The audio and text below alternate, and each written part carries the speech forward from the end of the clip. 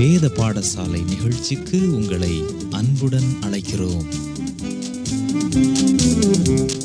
வேதம் அறிய வேதம் என் தேவன் தந்தது.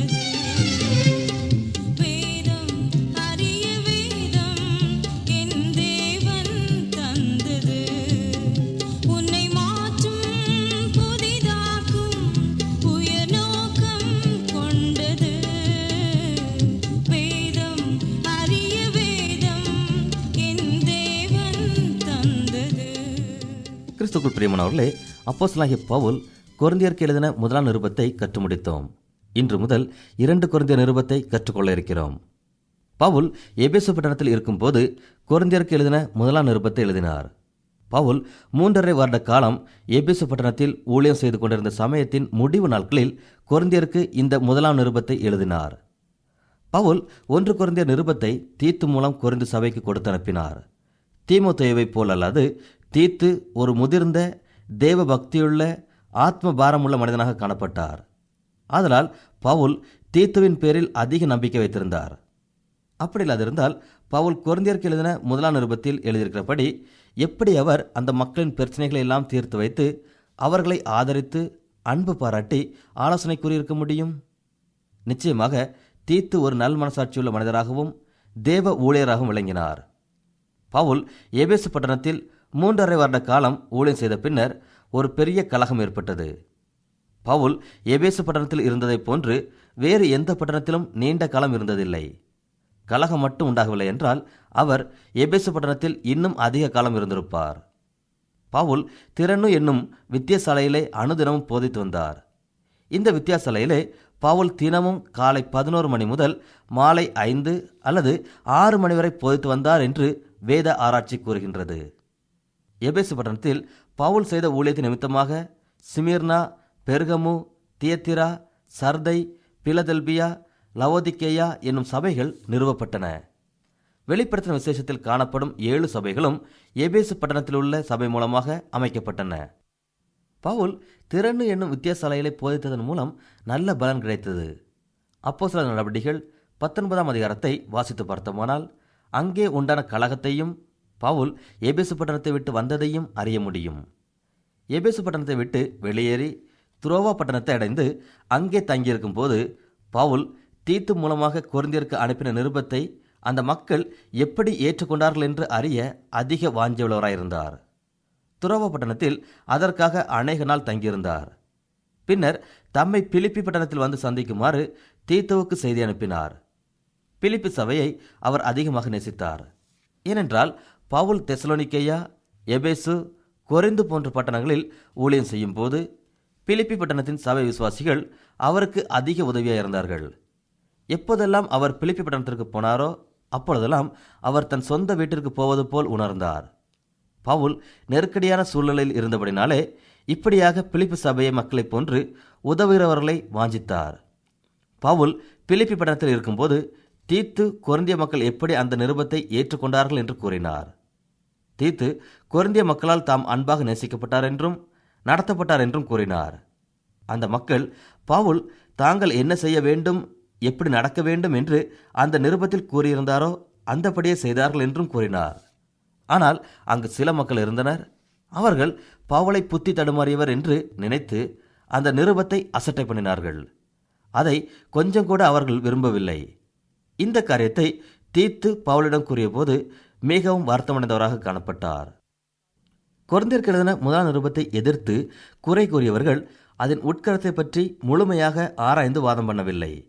ஏனென்றால் அந்த நிருபத்தில் காணப்படுகிற ஒவ்வொரு கருத்துகளும் ஒருவராலும் மறுக்கக்கூடாதவைகள். எந்த கருத்தையும் அவர்கள் மறுக்கவும் இல்லை. பவுலின் உடற்தோற்றத்தையே அவர்கள் குறை கூறி அவரை புத்தி தடுமாறியவர் என்று கூறினர். பவுலை தேவன் படைக்கும்போது தேவன் குறைவுள்ளவராகவே படைத்தார் என்று ஒரு வேத ஆராய்ச்சியாளர் கூறுகின்றார். மேலும் அவர் கண்களிலும் ஏதோ பிரச்சனை இருந்தது. பவுல் மிகவும் பலவீனமுள்ளவராகவே காணப்பட்டார். அவர் பார்ப்பதற்கு விரும்பப்படுகிற தோற்றமுடையவராய் இல்லாவிட்டாலும் அவருடைய நிருபத்தின் கருத்துக்கள் எல்லாம் ஆழ்ந்த அர்த்தங்களையும் உபதேசங்களையும் கொண்டதாகவே உள்ளது. அவர் இவ்விதமான நிருபங்களை எழுதி தீத்துவின் வாயிலாக கொரிந்தியருக்கு அனுப்புகிறபடினாலே கொரிந்து மக்கள் பவுல் நேரில் வராதது பற்றியும் அவருடன் நேருக்கு நேர் கருத்துக்களை வாதிட முடியாதது பற்றியும் அதிகமாக குறை கூறினர். கொரிந்தியர்களோடு ஒப்பிடும்போது அவர் பேச்சாற்றல் அற்றவர் என்றும் அவரை விட கண்டிப்பான போதகர் இருக்க முடியாது என்றும் கூறுகின்றனர். பவுல் கொரிந்திய சபை மக்களிடமிருந்து துர்ச்செய்தியை கேட்டபோது அவர் உடனே அடுத்ததாக ஒரு நிருபத்தை எழுத ஆரம்பிக்கிறார். கொரிந்தியருக்கு எழுதின முதலாம் நிருபத்தை அவர் குறிப்பாக அவரை மாதிரியாக பின்பற்றுகிறவர்களுக்கு எழுதினார். கொரிந்தியருக்கு எழுதின முதலாம் நிருபத்தில் முதல் 3 அதிகாரங்களில் உலக ஞானத்தை பற்றியும் உலக ஞானத்தினால் நாம் சுவிசேஷத்தை அறிந்து ரட்சிப்பை அடைய முடியாது என்பது பற்றியும் தெளிவாக எழுதியுள்ளார். ஆனால் இப்பொழுது அவரை எதிர்க்கிறவர்களுக்கும் அவரை பகைக்கிறவர்களுக்கும் சில உபயோகமான கருத்துக்களை எழுதுகிறார். பவுலை எதிர்க்கிறவர்கள் அவருக்கு வழங்கிய அப்போஸ்தலர் என்ற பெயரை எதிர்த்து வாதம் பண்ணுகிறவர்களாய் இருந்தார்கள் என்று தீத்து கூறினார். அப்போஸ்தலர் என்று அழைக்கக்கூடிய தகுதி பவுலுக்கு இல்லை என்று அவர்கள் கருதினர். அவர்கள் அப்போஸ்தலர் ஆவதற்கு சில முக்கியமான தகுதிகள் வேண்டும் என்று விரும்புகின்றனர். அவர்களை பொறுத்தவரை அப்போஸ்தலன் என்பவன் இயேசுவின் ஞானஸ்நானம் முதற்கொண்டு அவர் பரலோகத்திற்கு எடுத்துக்கொள்ளப்படும் வரை இயேசுவோடு இருந்தவர்கள் மட்டுமே அப்போஸ்தலர்கள் என்று அழைக்கப்பட முடியும். பவுல் இயேசுவுடன் இருக்கவில்லை என்றும் அவர் அப்போஸ்தலன் என்று அழைக்கப்படக்கூடாது என்றும் கூறினர். ஆகவே அவர்கள் பவுலின் நிருபங்களையும் அவருடைய கருத்து விளக்கங்களையும் ஏற்றுக்கொள்ளவில்லை. இந்த சூழ்நிலையில் பவுல் கொரிந்தியருக்கு எழுதின 2ஆம் நிருபத்தில் தேவ ஊழியரின் பொறுப்புகளையும் அவர்களுக்கான ஆலோசனைகளையும் வழங்கியுள்ளார். இந்த நிருபத்தின் முதல் 6 அதிகாரங்களில் பவுல் தேவ ஊழியரின் தன்மைகளை சிறப்பாக வலியுறுத்துகிறார். பவுல் இந்த அதிகாரங்களில் கூறுவது என்னவென்றால், அவர் ஊழியத்தை பற்றி கூறின கருத்துக்கள் போதகருக்கு மட்டுமல்ல, அவருக்கு உதவியாக இருக்கிற எல்லா மக்களுக்கும் பொருந்தும் என்று கூறுகிறார். சில கட்டளைகளை போதித்து ஆலோசனை கூறும் தேவ ஊழியர்கள் புதிதாக தேவனை ஏற்றுக்கொண்டு ஊழியம் செய்ய முற்படும் போது தேவ ஊழியர்கள் கொரிந்தியருக்கு எழுதின 2ஆம் நிருபத்தில் உள்ள கருத்துக்களையே போதிப்பார்கள். ஏனென்றால் இங்கு ஊழியத்திற்கு தேவையான கருத்துக்கள் அடங்கியிருப்பதை காணலாம். அப்போஸ்தலர் நடவடிக்கைகள் 6ஆம் அதிகாரத்திலும் நமக்கு ஈவாக கொடுக்கப்பட்டுள்ள கொரிந்தியருக்கு எழுதின நிருபத்திலும் உள்ள வசனங்களின் மூலமாக பவுல் அநேக விதமான ஆவிக்குரிய வரங்களை நமக்கு விளக்குவதை காணலாம். நம்மில் பலரும் வெவ்வேறு விதமான வரங்களை உடையவராயிருந்தாலும் தேவனுடைய ஊழியத்தை செய்வதில் ஒன்றாகவே காணப்படுகிறோம். ஊழியர் என்ற வார்த்தைக்கு பவுல் கொரிந்தியருக்கு எழுதின 2ஆம் நிருபத்தில் அநேக அர்த்தங்கள் கொடுத்துள்ளார். எபேசு பட்டணத்தின் விசுவாசிகளுக்கு பவுல் நாம் ஏன் ஞாயிறு தோறும் சபைக்கு வர வேண்டும் என்பதை கூறியுள்ளார். அவரை பொறுத்தவரை தேவன் அவருடைய ஆலயத்தில் போதகர், உபதேசியார் போன்றவர்களை நியமித்திருக்கிறார். போதகர் என்றால் மேய்ப்பர் என்றும், உபதேசியார் என்றால் உபதேசிக்கும் வரம் கொண்டவர் என்றும் கூறலாம். இன்றைக்கு வழி நடத்துதல் என்ற வார்த்தையை விட ஆலோசனை கூறுதல் என்ற வார்த்தையையே அதிகமாக பயன்படுத்துகிறோம். அதனால் போதகரை நமக்கு ஆலோசனை கூறக்கூடியவராகவும் வழிகாட்டியாகவும் திகழ்கிறார். பவுல் எபேசியர் 4ஆம் அதிகாரத்தில் பரிசுத்தவான்கள் சீர்பொருந்தும் பொருட்டு சுவிசேஷ ஊழியத்தின் வேலைக்காகவும் கிறிஸ்துவின் சரீரமாகிய சபையானது பக்தி விருத்தி அடைவதற்காகவும் அவர் சிலரை அப்போஸ்தலராகவும், சிலரை தீர்க்கதரிசிகளாகவும், சிலரை சுவிசேஷகராகவும், சிலரை மேய்ப்பராகவும் போதகராகவும் ஏற்படுத்தினார் என்று கூறுகிறார். பவுல் ஒவ்வொரு விசுவாசியையும் பரிசுத்தவான் என்றே அழைக்கிறார். தேவனுக்கென்று தன்னை ஒப்புக்கொடுத்த ஒவ்வொருவரும் கிறிஸ்துவின் மாதிரியை பின்பற்றுகிறதுனாலே அவர்கள் எல்லாரும் பரிசுத்தமாக்கப்பட்டவர்கள் என்று கூறுகிறார். இவ்வாறு பரிசுத்தமாக்கப்பட்டவர்களையே பரிசுத்தவான் என்று கொரிந்தியருக்கு எழுதின 2ஆம் நிருபத்தில் கூறுகிறார். இவ்வாறு பரிசுத்தவான்கள் அனைவரும் ஒன்று சேர்ந்து சீர்பொருந்தும் பொருட்டு சுவிசேஷ ஊழியத்தின் வேலைக்காகவும் கிறிஸ்துவின் சரீரமாகிய சபையானது பக்தி விருத்தி அடைவதற்காகவும் அவர் சிலரை அப்போஸ்தலராகவும், சிலரை தீர்க்கதரிசிகளாகவும், சிலரை சுவிசேஷகராகவும், சிலரை மேய்ப்பராகவும் போதகராகவும் ஏற்படுத்தினார். போதகரை தலைவராகவும் பரிசுத்தவான்களை பந்து விளையாடுகிற குழுக்களாகவும் வைத்துக் கொள்வோம். யார் உண்மையில் விளையாடுவார்கள்? தலைவரா அல்லது குழுவா? குழுக்கள் விளையாடுவதற்கான விதிமுறைகளை தலைவர்கள் கூறுவார்கள். அதேபோல்தான் போதகர் பரிசுத்தவான்களை சுவிசேஷ ஊழியத்தை செய்ய தூண்டுகிறவர்களாய் இருக்கிறார்கள். எப்பொழுது போதகர் பரிசுத்தவான்களை ஆசீர்வதித்து ஊழியத்திற்கு அனுப்புகிறாரோ அப்பொழுது ஊழியமானது ஆரம்பமாகிறது. போதகர் பிரசங்கிக்கின்ற பிரசங்கத்தையே நாம் ஊழியமாக எண்ணுகிறோம். அப்படியல்ல. ஒவ்வொரு விசுவாசியும் சபையை விட்டு வெளியே சென்று அழிந்து கொண்டிருக்கும் ஆத்துமாக்களுக்கு சுவிசேஷம் சொல்லி அவர்களை தேவனுக்கென்று நடத்துவதே ஊழியமாகும். கொரிந்தியருக்கு எழுதின 2ஆம் நிருபத்தில் பவுல் ஊழியத்தை பற்றியும் ஊழியக்காரரின் தன்மைகளை பற்றியும் போதகருக்கு மாத்திரமல்ல, ஒவ்வொரு விசுவாசிக்கும் தெளிவாக விளக்குகிறார். ஒவ்வொரு ரட்சிக்கப்பட்ட ஆத்துமாவும் விசேஷ நோக்கத்திற்காகவே ரட்சிக்கப்பட்டிருக்கின்றது. தேவனுடைய சுவிசேஷ ஊழியம் அந்த ரட்சிக்கப்பட்ட ஆத்மா மூலமாகவே நடைபெற வேண்டும் என்பதே தேவனுடைய விசேஷித்த நோக்கமாயிருக்கிறது. கொரிந்தியருக்கு எழுதின 2ஆம் நிருபத்தில் பவுல் தேவ ஊழியராவதற்குரிய பயிற்சிகளையே முக்கியமான கருத்தாக விளக்கியிருக்கிறார். இதில் தேவன் நம்மை எப்படி ஊழியத்திற்கு தகுதியுள்ளவராக்குகிறார் என்பதை கண்டறிய முடியும். பவுல் ஆசியாவில் பெற்ற அனுபவத்தையும் அடைந்த துன்பத்தையும் விளக்குகிறார். அவர் அநேகந்தரம் கல்லறியப்பட்டு காயப்படுத்தப்பட்டார், அடித்து துன்புறுத்தப்பட்டார். தன் வாழ்க்கையில் நம்பிக்கையற்ற சூழ்நிலையிலும் தேவனுக்காக துணிந்து நின்றார், செயல்பட்டார். ஆதலால் நாமும் நம்முடைய மரண தருவாயிலும் கூட மருத்துவரிலிருந்து உயிர் தெழுந்ததும் மரணத்திலிருந்து விடுதலை பண்ணக்கூடியதும் விடுதலை பண்ணினதுமான தேவனிடத்தில் மாத்திரம் விசுவாசம் வைக்க வேண்டும் என்று கூறுகிறார். நாம் அநேக தரம் தனிமையான சூழ்நிலையில் சிக்கி தவிக்கின்ற நிலைமையில் இருக்கின்றோம் அல்லவா? அந்த நிலைமையில் நம்மை தேற்றுகிறவர் நம்முடைய தேவன் ஒருவர் மாத்திரமே. ஜெரமியா டெண்டான் என்பவர் சிறைச்சாலையில் 7 வருடங்கள் தனிமையாகவே இருந்தார். மனித சமுதாயத்தில் தொடர்பு கொள்ள முடியாத அவரை யார் தேற்றக்கூடும்? தேவன் ஒருவர் தவிர அவரை யாருமே தேற்ற முடியாது. ஜெரமியா டெண்டான் என்பவர் சிறைச்சாலையிலிருந்து வெளிவந்து அவர் தன்னுடைய ஒப்பற்ற அனுபவத்திற்காக தேவனை துதித்தார். அவர் சிறைச்சாலையில் தனிமையாயிருந்த காலத்தில் தேவன் ஒருவரே எக்காலத்திலும் யாவரையும் தேற்ற முடியும் என்ற உண்மையான கூற்றை கண்டுபிடித்தார். அப்போஸ்தலனாகிய பவுல் தேவன் நம்மை சில நேரங்களில் நெருக்கடியான சூழ்நிலை வழியாக கடந்து செல்ல அனுமதித்து தேவனை கண்டறியவும் அவர்தான் நம் அனைவரையும் தேற்றுகிறவர் என்பதை அறியவும் செய்கிறார் என்று கூறுகிறார். தேவன் மாத்திரமே நம்மை தேற்ற முடியும். இதற்காக நாம் அநேக நாட்கள், மாதங்கள், வருடங்கள் காத்திருக்க வேண்டிய அவசியமில்லை. இந்நேரமே தேவன் தம்மை நமக்கு வெளிப்படுத்துமாறு ஜெபிப்போம். தேவன் தம்மை நமக்கு வெளிப்படுத்தவே விரும்புகிறார். அன்பானவர்களே, தேவன் நம் ஒவ்வொருவரையும் சுவிசேஷ ஊழியத்திற்கென்று அழைத்திருக்கிறார். அநேக நேரங்களில் நாம் சுவிசேஷ ஊழியம் போதகரின் பணி என்று கருதுகிறோம். ஆனால் தேவன் நாம் ஒவ்வொருவரும் புறப்பட்டு சென்று சுவிசேஷ பணியை செய்ய வேண்டும் என்று எதிர்பார்க்கிறார். இந்த பணிக்காக நம்மை தேவனுக்கு ஒப்பு கொடுப்போமா? இந்த நிகழ்ச்சியை கேட்டுக்கொண்டிருக்கிற நம் ஒவ்வொருவர் மூலமாகவும் பெரிய காரியங்களை செய்ய தேவன் வல்லவராயிருக்கிறார். இரண்டாவதாக, நாம் பலவிதமான துன்பங்களையும் பாடுகளையும் கடந்து வருகிறோம். இந்நேரத்தில் நம்மை யார் ஆற்றி தேற்றுவார் என்று நாம் அங்கலாய்ப்பது உண்டு. பவுல் அநேக முறை கல்லெறியப்பட்டு காயப்படுத்தப்பட்டார், அடித்து துன்புறுத்தப்பட்டார்.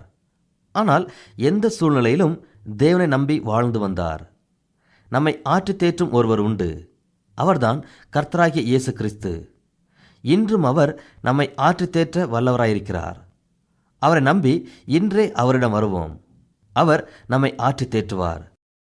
ஒரு சுவிசேஷகனின் பணி என்னவென்றால், ஒரு பிச்சைக்காரன் மற்றொரு பிச்சைக்காரனுக்கு உணவு எங்கிருக்கிறது என்று சொல்வதே சுவிசேஷ பணியாகும். ஒரு உடைந்த உள்ளம் இன்னொரு உடைந்த உள்ளத்திற்கு ஆறுதல் எங்கிருந்து வருகிறது என்று சொல்வதே சுவிசேஷமாகும். ஒரு சில துன்பங்களின் வழியாக ஒருவன் கடந்து செல்லும்போது அவன் தேவனிடம் கிட்டிச் சேர்கிறான். நாம் தேவனுடன் கிட்டிச் சேரும்போது ஆறுதலையும் காருண்யத்தையும் பெற்றுக்கொள்ள வழிவகுக்கிறது. கிறிஸ்துவுக்குள் பிரியமானவர்களே, தேவன் நமக்கு பாடுகளை அனுமதிக்கிறார். பின்பு தேவன் தேற்றுகிறார். தேவன் நம்முடைய வாழ்க்கையில் பாடுகளை ஏன் அனுமதிக்கிறார் என்பதற்கான மற்றொரு காரணத்தை பவுல் இங்கு கூறுகிறார். நாம் பாடுகளை அனுபவித்து தேவனிடமிருந்து ஆறுதலை பெறுவதனால் வேறொருவர் பாடு அனுபவிக்கும் போது அவர்களுக்கு ஆறுதலாயிருக்கிறோம். தேவனுடைய ஊழியர்களை ஆறுதல் படுத்தும் வழியது துன்பத்தின் குகைகளே. நாம் அதிகம் படித்ததினால் நம்முடைய பாடுகளுக்கு தீர்வு காண்கிறோமா? இல்லை.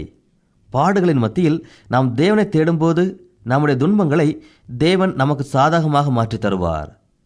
நம்முடைய பாடுகளிலும் நம்முடைய ஆறுதல் அவர் என்று கண்டுபிடித்தால் நாம் தகுதி பெற்ற தேவனுக்கு ஏற்ற ஊழியக்காரர்களாயிருப்போம். நாம் தேவனுடைய கிருபைக்கு சாட்சியாகவும் அவருடைய கிருபையினால் ஊழியம் செய்கிறவர்களாகவும் மாறுகிறோம். பவுல் தான் ஒரு அப்போஸ்தலனாய் இருக்கிறதை சுட்டிக்காட்டி ஊழியன் என்பவன் யார் என்பதை குறிப்பிடுகிறார். பாடுகளே ஒரு மனிதனை உருவாக்குகிறது. பாடுகளின் மூலமே தேவன் மனிதர்களை பயிற்றுவிக்கிறார். பவுல் லிஸ்திராவிலே கல்லெறியுண்ட போது அடைந்த துன்பத்தை குறித்து கூறுகிறார். மரணத்தின் அறிக்கையை பவுல் பெற்றுக்கொண்டதினால் தன்னில் தானே நம்பிக்கை கொள்ளக்கூடாது என்று நினைத்து தேவன் மேல் நம்பிக்கை வைத்தார். பவுல் ஒரு முற்போக்குவாதி அல்ல. நான் நினைப்பதையே சாதித்து முடிப்பேன் என்று தனக்குத்தானே அவர் எண்ணிக்கொள்ளவில்லை. தலையெழுத்தை என்னால் மாற்ற முடியும் என்றும் அவர் கூறிக்கொள்ளவில்லை. பவுல் கூறுவது என்னவென்றால், தன்னில் தானே நம்பிக்கை கொள்வது மரண அறிக்கை போன்றது என்பதே ஆகும். தேவன் ஒருவனால் தாங்கிக் கொள்ளும் அளவிற்கும் மேலாக பவுலின் வாழ்க்கையிலே பாடுகளை அனுமதித்தார். காரணம் என்னவென்றால், அவன் தன்னில் தானே நம்பக்கூடாது என்பதற்காகவே. பவுல் தன்னில் தானே நம்பிக்கை கொள்ளாமல் தேவன் மேல் நம்பிக்கை கொள்ள வேண்டும் என்று தேவன் விரும்பினார். லிஸ்திராவின் அனுபவத்திற்கு பின் பவுல் மரித்தோரிலிருந்து உயிரோடு எழுப்பவல்ல தேவனையே நோக்கினார். 2 கொரிந்தியரில் நான் ஒரு அப்போஸ்தலன் அல்லவா என்று பவுல் கூறுகிறார். 2ஆம் அதிகாரத்தில் ஒரு ஊழியனின் பணி என்ன என்பதனை குறித்து கூறுகிறார். நாம் என்ன பணி செய்கிறோம் என்பதனை குறித்த காரியத்தில் ஜாக்கிரதையாக இருக்க வேண்டும். இயேசு கிறிஸ்துவின் பணியாளராக இருக்கிற நாம் என்ன செய்கிறோம் என்பதனை அறிந்திருக்க வேண்டும். கிறிஸ்துவுக்குள் எப்பொழுதும் எங்களை வெற்றி சிறக்க பண்ணி எல்லா இடங்களிலேயும் எங்களை கொண்டு அவரை அறிகிற அறிவின் வாசனை வெளிப்படுத்துகிற தேவனுக்கு ஸ்தோத்திரம் என்று 2 கொரிந்தியர் 2ஆம் அதிகாரம் 14ஆம் வசனம் கூறுகிறது. மேலும் கெட்டு போகிறவர்களுக்குள்ளே மரணத்திற்கு ஏதுவான மரண வாசனையாகவும் ரட்சிக்கப்படுகிறவர்களுக்குள்ளே ஜீவனுக்கு ஏதுவான ஜீவ வாசனையாகவும் இருக்கிறோம். இவைகளை நடப்புகிறதற்கு எவன் தகுதியானவன் என்றும் வாசிக்கிறோம். நாம் பாடுபடும் போது ஆவியின் கனி நம்மில் இருந்து வெளிப்படுகிறது. அது மலர்களில் இருந்து வீசும் வாசனை போன்றிருக்கும். 2 விதங்களில் நாம் கிறிஸ்துவின் நற்கந்தமாக இருக்கிறோம். இது ஒரு உன்னதமான உருவகமாக விளங்குகிறது. எங்களால் ஏதாகிலும் ஆகும் என்பது போல ஒன்றை யோசிக்கிறதற்கு நாங்கள் எங்களாலே தகுதியானவர்கள் அல்ல. எங்களுடைய தகுதி தேவனால் உண்டாயிருக்கிறது. 5ஆம் அதிகாரத்தில் பவுல் ஊழியனை குறித்தும் அவருடைய பணியை குறித்தும் மற்றொரு அழகான வர்ணனையை கொடுக்கிறார். கொரிந்தியரின் 2வது நிருபத்தின் கோட்பாடுகளை சுருக்கி கூறுவது மிகவும் கடினம். எனவே அவற்றை தொகுத்து கூறுகிறேன். ஒரு ஊழியனை உருவாக்கும் விதத்தையும் அவருடைய ஊழியத்தை பற்றியும் கொரிந்தியரில் வாசிக்கிறோம். பவுல் தம்மை குறித்து மற்றவர்கள் இவன் ஒரு மனநோயாளி என்று கூறுவதை குறித்து இங்கு பேசுகிறார். சிலர் பவுலுக்கு மனநோய் வந்துள்ளது என்று எண்ணினார்கள். அவரிடம் நேரடியாகவே கூறினார்கள். கிரேக்க பதத்தில் மத்தியை விட்டு விலகியவர் என்று பொருள்படும்படி அவரை குறை கூறினர். பவுலே நீர் ஒழுங்கற்றவர் என்று அவர்கள் பழி சாட்டினார்கள். அவர்கள் நம்ம எல்லாருக்கும் ஒரு மையம் உண்டு, அதனை சுற்றி நாம் இயங்குகிறோம். ஆனால் பவுலுக்கோ வேறொரு மையம் இருப்பதாக தெரிகிறதே என்று அவர்கள் வியந்தனர். உண்மையிலேயே அவர்கள் சுயத்தை சுற்றி வந்தார்கள். பவுலோ உமக்கு வேறொரு மையம் காணப்படுகிறதே என்றனர். இதுவே அவர்களுடைய மனுஷிகத்தன்மை. நமக்கு தேவையானது நல்ல மனது, அது நமக்கு இருக்கிறது. அவர்களுடைய சுயசித்தமே அவர்களுடைய மையமாக இருந்தது. அவர்கள் தங்கள் சுயசித்தத்தையே நம்பி சுயநலத்துடன் வாழ்ந்தனர். எதை செய்தாலும் தங்களுக்கென்றே செய்வார்கள். சுயம் அவர்களுடைய மையமாயிருந்தது. 2 கொரிந்தியர் 5ஆம் அதிகாரம் 13ஆம் வசனத்தில் நாங்கள் பைத்தியம் கொண்டவர்கள் என்றால் தேவனுக்காக அப்படி இருக்கும், தெளிந்த புத்தியுள்ளவர்கள் என்றால் உங்களுக்காக அப்படி இருக்கும் என்று கூறுகிறார். எனக்கு இன்னொரு மையம் உண்டு. என்னுடைய மையம் கிறிஸ்து. என்னுடைய முழு வாழ்க்கையும் கிறிஸ்துவை பற்றியதே. பவுல் இந்த பொறுப்பை ஏற்றுக்கொண்டார். பவுல் தம்மை குறித்து கூறப்பட்ட குற்றச்சாட்டுகளை மறுத்தார். அவர் ஊழியனை குறித்த மற்றொரு விளக்கத்தையும் கூறுகிறார். பவுல் இங்கு கூறுவது என்னவென்றால், நான் சுய புத்தி அற்றவனாகவோ அல்லது பைத்தியனாகவோ உங்களுக்கு காணப்பட்டால் அதற்கு ஒரு காரணம் உண்டு. ஏனென்றால் தேவனுடைய பரிபூரணத்தை முற்றிலுமாக நம்புகிறேன் என்று கூறுகிறார். முதலாவதாக பவுல் நம்பும் காரியம் ஒரு ஆண்டவர் எல்லாருக்குமாக உயிரை கொடுத்தார். இரண்டாவதாக நாம் எல்லாரும் காணாமற் போன ஆடுகள். மூன்றாவது எல்லாரும் கேள்விப்பட வேண்டிய காரியம் ஆண்டவருடைய ரட்சிப்பு என்று கூறுகிறார். இயேசு கிறிஸ்து இந்த முழு உலகிற்காகவும் மரித்தார் என்று பவுல் கூறுகிறார். அதன் பொருள் என்ன? நாம் எல்லாரும் காணாமற் போன ஆடுகளைப் போல அலைந்து திரிந்தோம். நம்மை மீட்பதற்காகவே இயேசு கிறிஸ்து மரித்தார்.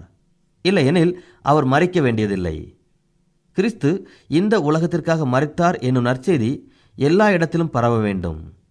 அதற்காக நான் ஒரு பைத்தியக்காரனாக இருந்தாலும் பரவாயில்லை என்று பவுல் கூறுகிறார். நான் உங்களைப் போல வாழவில்லை என்றும் பவுல் தன்னை குறித்து விவரித்து கூறுகிறார். தேவன் நம்மிடத்தில் ஒப்புரவாகுதலின் ஊழியத்தை தந்திருக்கிறார். நாம் உலகத்திற்குள் சென்று சொல்ல வேண்டிய செய்தி ஒன்று உண்டு. அது என்னவென்றால், தேவன் நம்மோடு ஒப்புரவாகிவிட்டார் என்பதே. இயேசுவை சிலுவையில் அறைந்தவுடனே தேவன் நம்மோடு ஒப்புரவாகிவிட்டார். தேவன் நம்மீது எந்த பலியையும் சுமத்தப் போவதில்லை. ஏனென்றால் எல்லா பலியையும் அவர் இயேசு கிறிஸ்து மீதே சுமத்திவிட்டார். மனம் திரும்பி தேவனோடு ஒப்புரவாகிவிட்டீர்களா? இல்லையெனில் இப்பொழுதே ஒப்புரவாகுங்கள். இந்த பகுதியிலே பவுல் ஒரு ஊழியனின் வேலை பளுவை பற்றி சொல்லும்போது, பவுல் நம்முடைய பணி ஒப்புரவாகுதல், நம்முடைய செய்தி ஒப்புரவாக்குதலின் செய்தி. உலகத்திற்குள் சென்று காணாமற் போன ஒவ்வொருவரிடமும் தொலைந்து போன உலகத்திற்கு ஒருவர் எல்லாருக்காகவும் மறைத்தார் என்று மீண்டும் மீண்டுமாக சொல்லி ஞாபகப்படுத்தி வருவோமேயானால், தேவன் மக்களோடு தொடர்பு கொள்ள விரும்புகிறார் என அறிந்து மக்களும் தேவனோடு ஒப்புரவாகுவார்கள் என்று கூறுகிறார். அன்பானவர்களே, நீங்கள் ஏற்கனவே தேவனோடு ஒப்புரவாகிவிட்டீர்கள் என்றால் உங்களுடைய பணி இந்த உலகில் எது? இந்த நல்லதொரு அதிகாரத்தில் பவுல் நாம் சிலவற்றை அறிந்து கொள்ள வேண்டும் என்று விரும்புகிறார். கிறிஸ்துவின் மரணத்தோடு ஐக்கியப்பட்ட ஒருவர் இனி தங்களுக்கென்று பிழைக்காமல் தேவனோடு ஒப்புரவாகின அந்த ஒருவருக்காக வாழ வேண்டியதிருக்கிறது. ஒரு போதகர் ஒரு பட்டணத்தின் சேரி பகுதியில் சமூக சேவை செய்து வந்தார். இதனை 1 மாதமாக கவனித்த ஒரு மனிதன் ஒரு நாள் போதகரிடம் வந்து, நான் உங்களோடு சற்று நேரம் பேச வேண்டும் என்றார். போதகர் அவனை அழைத்து என்ன என்று கேட்டார். அவன் தான் ஒரு போர் வீரன் எனவும் 2ஆம் உலகப் போரின் போது தான் கண்ட ஒரு காரியத்தை பகிர்ந்து கொள்ள வேண்டும் என்று கேட்டுக்கொண்டான். போதகர் அவனுக்கு அனுமதி கொடுத்தார். அந்த போர் வீரன் 2ஆம் உலகப் போரின் போது நானும் என்னோடு போர் புரிந்த மற்றவர்களும் சுடப்பட்டு உயிருக்காக போராடி கொண்டிருந்த போது போதகர் ஒருவர் அடிபட்டு கிடந்த ஒவ்வொருவரிடமும் ஏதோ கூறிக்கொண்டே வந்தார். இதை கண்ட நான், அவர் என்னிடமும் வந்து அந்த நற்செய்தியை தெரிவிப்பார் என்று எதிர்பார்த்தேன். ஆனால் எதிர்பாராத விதமாக அவரும் சுடப்பட்டார். இந்த நிலையிலும் அந்த போதகர் தவழ்ந்து வந்து அந்த செய்தியை ஒவ்வொருவரிடமும் கூறினார். ஆனால் என் அருகில் அவர் வரும்போது மீண்டும் சுடப்பட்டு இறந்து போனார். நீங்கள் ஒரு போதகராக இருக்கிறீர்கள். அவர் அப்படி என்ன செய்தி கூற விரும்பியிருப்பார் என்று நீங்கள் நம்புகிறீர்கள் என்று அந்த போர் வீரன் போதகரிடம் கேட்டான். போதகர் இந்த சந்தர்ப்பத்தை நழுவ விடாமல் போர் வீரனிடம் நாம் தேவனோடு ஒப்புரவாக வேண்டும் என்ற செய்தியை பகிர்ந்து கொண்டார். தேவன் நம்மோடு ஏற்கனவே ஒப்புரவாகிவிட்டார். இப்பொழுது நீ தேவனிடம் ஒப்புரவாக வேண்டும் என்று அவரை பார்த்து கூறினார். அப்போஸ்தலனாகிய பவுலை பொறுத்த மட்டிலே ஒரு ஊழியனின் வேலை ஒப்புரவாகுதலே. அந்த ஊழியன்தான் நமக்கு ஒப்பு கொடுக்கப்பட்டிருக்கிறது. வாழ்க்கையின் மூலமாகவும் சாட்சியின் மூலமாகவும் ஜீவனின் வாசனையாகவும் மரணத்தின் வாசனையாகவும் இருக்கிறோம் என்பதனை நாம் அறிந்து கொள்ள வேண்டும். செய்தியை கேட்கிறவர்கள் நம்பிக்கை தெரிவித்தால் நாம் அவர்களை பொறுத்தவரையில் ஜீவனின் வாசனை பரப்புகிறோம். செய்தியை ஏற்றுக்கொள்ளாதவர்கள் நம்மை மரணத்தின் வாசனையாக ஏற்றுக்கொள்கிறார்கள். கிறிஸ்துவே நமக்கு எல்லா போராட்டத்திலும் போதுமானவர். பவுல் எங்களால் ஏதாகிலும் ஆகும் என்பது போல ஒன்றை யோசிக்கிறதற்கு நாங்கள் எங்களாலே தகுதியானவர்கள் அல்ல, எங்களுடைய தகுதி தேவனால் உண்டாயிருக்கிறது என்று சொல்லுகிறார். ஒருவனாகிலும் கெட்டுப்போவது பிதாவின் சித்தம் அல்ல. ஒப்புரவாகும் செய்தியினை இதுவரை கேளாமல் இருந்திருப்பீர்கள் என்றால் தேவன் நம்மை மனம் திரும்புதலுக்கென்று அழைக்கிறார். மறைத்து கொண்டிருப்போருக்கும் நம்பிக்கை உண்டு, வாழ்ந்து கொண்டிருப்போருக்கும் நம்பிக்கை உண்டு. பிதா கிறிஸ்துவில், அதாவது கிறிஸ்து சிலுவையில் அறையப்படும் போதும் அவரோடு இருந்தார். அதனால் நமக்கு எதிராய் பாவம் புதிராயிராது. அன்பானவர்களே, 3 காரியங்களை நாம் அறிந்து கொள்ள வேண்டும் என்று பவுல் விரும்புகிறார். முதலாவது, நம் எல்லாருடைய பாவத்திற்காகவும் இயேசு சிலுவையில் மரித்தார். 2வது, நாம் எல்லாரும் காணாமற் போன ஆடுகள். 3வது, கிறிஸ்துவின் மூலமாக நம் ஒவ்வொருவருக்கும் இரட்சிப்பு உண்டு என்பதே. இவைகளை நாம் அறிந்து இரட்சிப்பை பெற்றுக்கொள்ளும்போது மற்றவர்களையும் இரட்சிப்பின் பாதைக்கு வழிநடத்த வேண்டும். அதாவது காணாமற் போன ஆடுகளாகிய நாம் தேவனோடு ஒப்புரவாகிவிட்டோம். இப்பொழுது தேவன் நமக்கு ஒரு பணியை கொடுக்கிறார். அதுதான் ஒப்புரவாக்குதலின் பணி. 2 கொரிந்தியர் நிருபத்தில் பவுல் ஒப்புரவாக்குதலின் பணிக்கு மிகவும் முக்கியத்துவம் கொடுக்கிறார். தேவன் ஒவ்வொருவரோடும் ஒப்புரவாகிவிட்டார். இயேசு கிறிஸ்து எப்பொழுது சிலுவையில் மரித்தாரோ அப்பொழுதே தேவன் நம்மோடு ஒப்புரவாகிவிட்டார். ஆனால் இன்னமும் உலகம் அவரோடு ஒப்புரவாகவில்லை. உலகத்தாரை தேவனோடு ஒப்புரவாகும் பணிக்கே தேவன் நம்மை அழைத்திருக்கிறார். இந்த பணிக்காக நாம் நம்மை தேவனுக்கு ஒப்பு கொடுப்போமா? ஒப்புரவாக்குதலின் பணியில் ஈடுபடும் போது ஒருவேளை நம்மை மற்றவர்கள் புத்தி சுயாதீனமானவர்கள் என்று கூட அழைக்கலாம். ஆனால் நாம் தொடர்ந்து இந்த பணியில் ஈடுபடும் போது நம்மில் வசிக்கும் கிறிஸ்துவை அவர்கள் காண்பார்கள், தேவனோடு ஒப்புரவாகுவார்கள். இந்த பெரிய பணியை நாம் நிறைவேற்ற வேண்டும் என்று நம் ஒவ்வொருவரையும் தேவன் எதிர்பார்க்கிறார். தேவனுடைய சித்தத்தை செய்ய நம்மை ஒப்பு கொடுப்போம். அவரே நம்மை ஒப்புரவாக்குதலின் பணியில் சிறந்து செயல்பட நம்மை வழிநடத்துவார். இப்பேற்பட்ட பெரிதான கிருபையை தேவன் தாமே நம் ஒவ்வொருவருக்கும் தந்தருள்வாராக. ஆமேன். இந்நிகழ்ச்சி உங்களுக்கு ஆசீர்வாதமாக இருந்திருக்கும் என்று நம்புகிறோம். எங்கள் முகவரி: வேத பாடசாலை, தபால் பெட்டி எண் 34, திருநெல்வேலி 2, தமிழ்நாடு. மீண்டும் கூறுகிறோம்: வேத பாடசாலை, தபால் பெட்டி எண் 34, திருநெல்வேலி 2, தமிழ்நாடு.